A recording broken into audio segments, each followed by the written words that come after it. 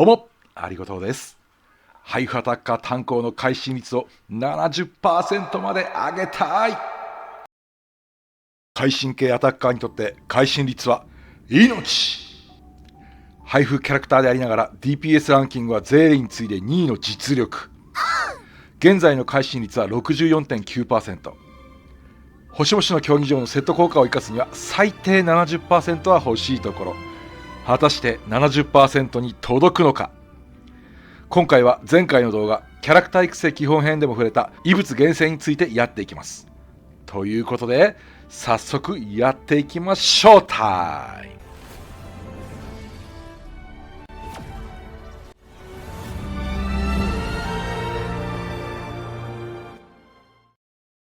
模擬宇宙の第7世界をプレイしながら異物厳選の魅力や星5異物のドロップ率、おすすめの厳選方法をご紹介していきます。孫悟の意志を一子同人にな。気迫を示せ。うんよ、来い。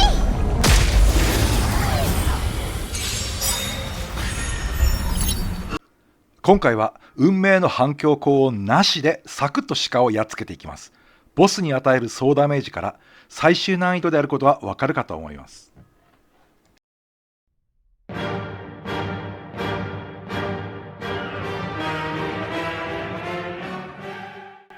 まず当然のことながらキャラクターの能力に磨きがかかるようになります。そしてこの研ぎ澄まされた状態をキープできるようになります。我々人間のように衰えたりはしません。能力が上がるので高難易度クエストのクリア率が高くなる。忘却の庭やイベントのラウンド数制限クエストも有利になる。さらにはサポートキャラを使ってもらえる可能性が上がるので信用ポイントももらえるようになる。これ地味にありがたいですし、自分が育成したキャラクターを使ってもらえるのは嬉しいことですよね。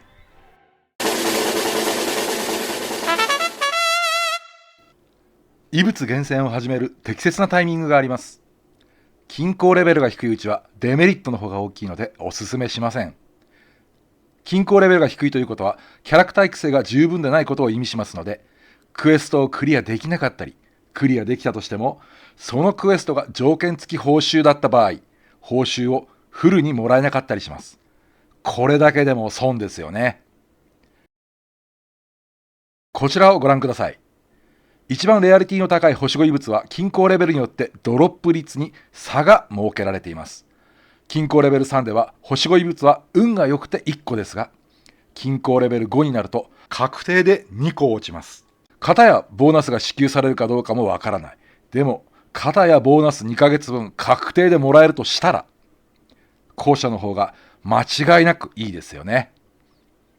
1日に使用できる制御数には上限もあります。なので均衡レベル5になってからやり始めるのが私のおすすめです。それまでは限りある開拓力を公園水や奇跡レベル上げなどに使ってしっかり育成を進めておいた方が断然良いです。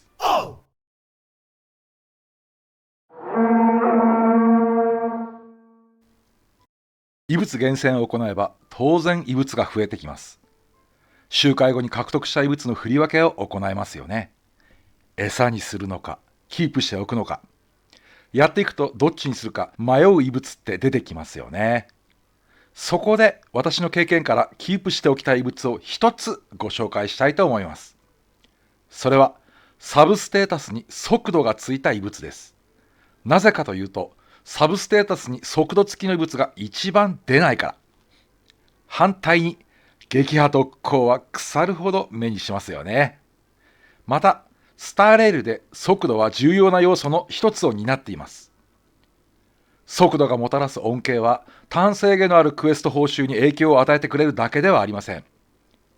速度を上げればキャラクターが行動できるターン数を増やすことができます。この仕組みを活用してバトルが有利になる。地味に大きなメリットを生み出すことができるようになるんです。こちらをご覧ください。白露の異物ですが、このように速度付きのサブステータスの異物を装備させて速度を136まで上げています。こちらは8ラウンドまでバトルした時のキャラクターの行動回数になります。縦がキャラクターの速度、横の1から8の数字がラウンド数です。速度が117以下だと8ラウンドのバトルでの行動回数は9回ですが、134以上の場合11回行動することができます。これにより SP 枯渇問題に貢献してくれるようになるんです。もちろん SP 消費量の多いキャラクターには向きませんが、通常攻撃使用率の高いキャラクターであれば SP 回復要因としても活躍してくれるようになるので、サブステータスに速度がついているものの異物のキープがおすすめの一つです。またヒーラー、デバフ解除できるキャラクター、持続ダメージを付与できる虚無や知恵のアタッカーには奇跡で効果抵抗のステータスがありますので、これらのキャラクターの異物厳選を行う場合はサブステータスに効果抵抗の項目があるものをキープしておくのも良いですよね。デバフを受けなければデバフを解除する必要がないので、その分の SP 消費を抑えることもできますし、何より非ダメージ効果にもなりますので、生存率アップに大きくつながります。そういうふうに考えていくと大事になってくるのが、いくつ強化するのか、こだわりたいサブステータスの数ですよね。メインで強化するステータスはカウントせずに数えた場合、私の場合は最大で2つですね。難易度的にはメインプラスサブステータス1の合計2個ぐらいがいいように感じます。メインプラスサブステータス2の合計3個パターンだと、初期ステータスの時点で希望のサブステータスがなかった場合、その時点で餌確定になってしまうので、まあしんどいです。それでもその分やりがいにもなっているので、推しのキャラクターにはこだわっていきたいですよね。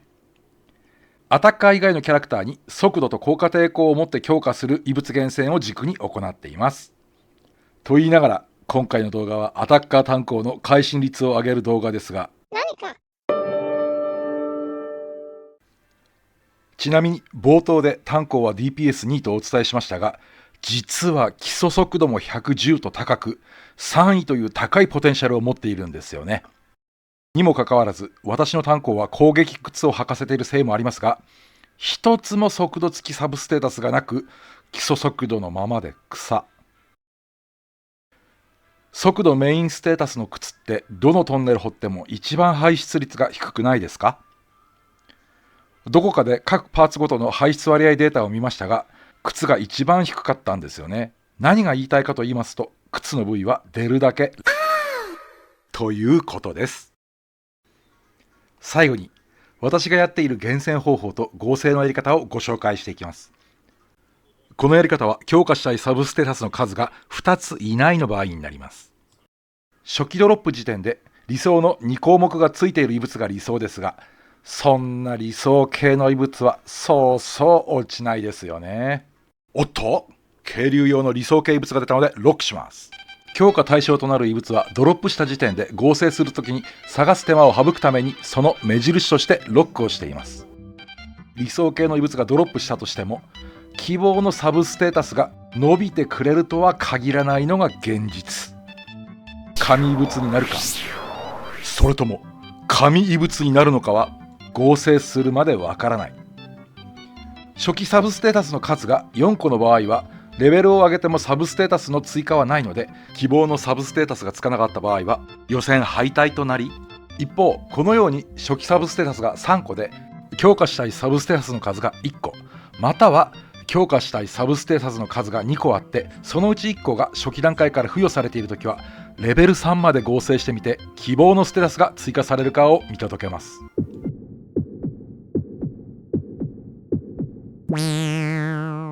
サブステータスの数値はレベル3ごとにランダムでいずれかのステータスがアップする仕組みになっています。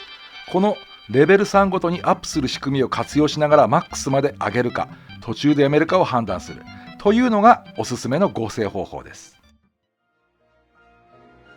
レベルマックスまで合成しましたので、気になる厳選後の会心率を見てみましょう。なーにー 68.1% だと、胴体を会心率メインにするか縄を EP 回復にすれば余裕で 70% は越せるのですが、会心ダメージや攻撃力を下げずに会心率を上げる厳選をやっているので、速度靴に履き替えて会心率を持っていく厳選をやっていきます。それまで君の名は鈍行でいいよね。よかったらチャンネル登録高評価お願いします。それでは次回の動画でお会いしましょう。